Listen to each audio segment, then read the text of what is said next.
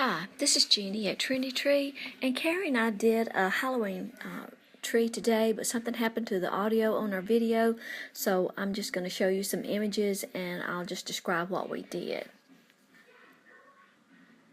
Our project today was a Halloween tree that we made from a tomato cage. We decorated it in a couple of different ways, and we'll show you those decorations as we go along. The first thing we did was take a 36-inch tomato cage. It's about 36 inches in height, and the diameter is about 12 inches. It's made out of just aluminum or wire. Some of these cages are painted, some are just silver. It doesn't really matter if it's painted or not, because it's going to cover up pretty well with the mesh.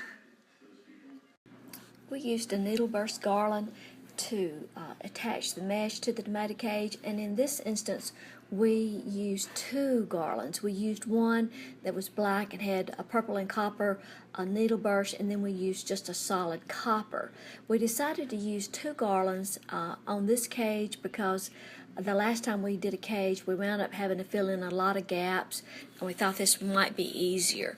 So we took the first garland, the one with the pencil and copper, and went around the tomato cage horizontally, just starting at the bottom and winding up to the top, and we just attached the garland to the tomato cage in a couple of places where it lined up good to use the twist from the garland to attach it to the cage.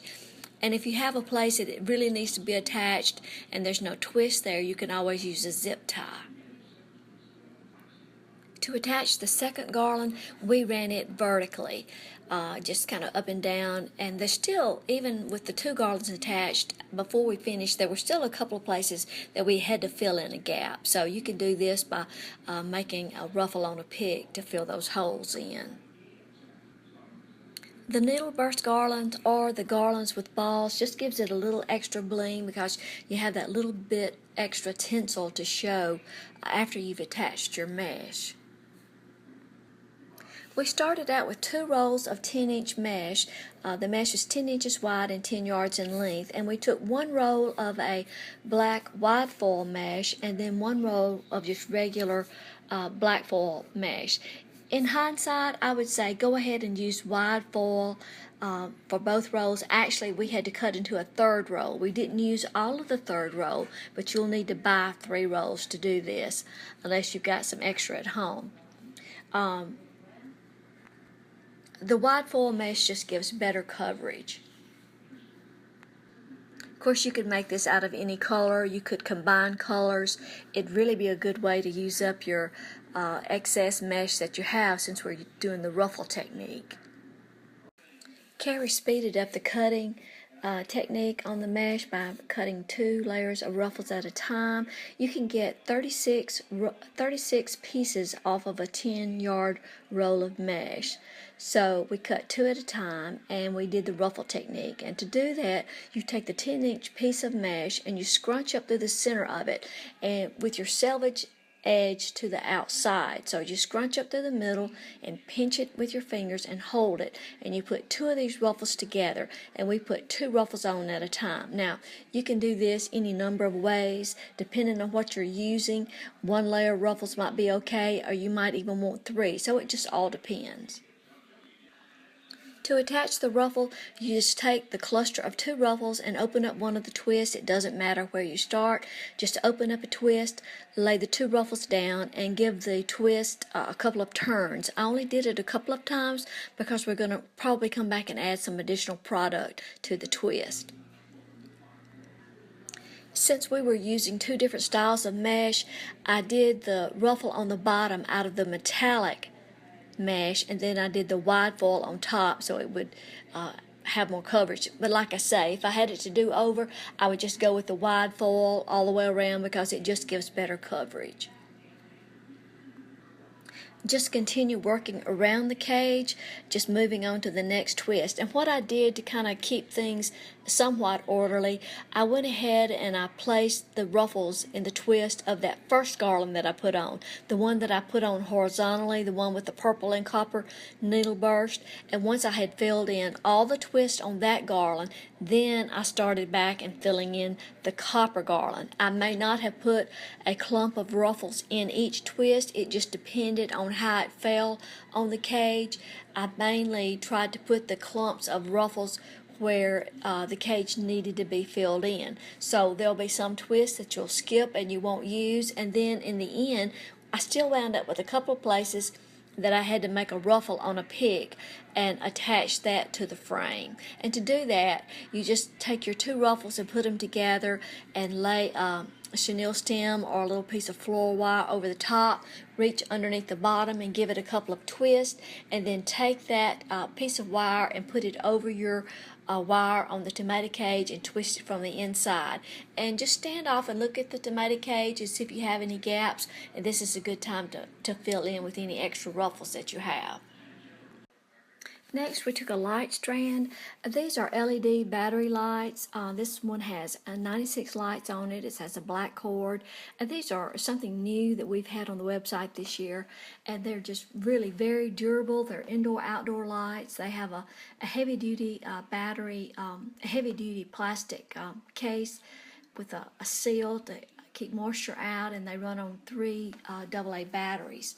So we just started at the top of the tree, attached them and just wound the lights all the way around the tree. Had a few excess when we got to the bottom of it, and we just tucked them to the inside, and then took a zip tie and secured the battery case to the tomato cage frame. Now these are battery lights that are on timers. They run for 6 hours and then they cut off and come back on again at 18, and they have several different light functions. I just turned them on to continuous light while I was putting them on the tree, just to make it easier to see where to place them. We used several different things to decorate the tree. The topper was a collection of about 5 Halloween sprays. I really like this little spray because it's got a ghost, a pumpkin, bat, skull, several different things on it.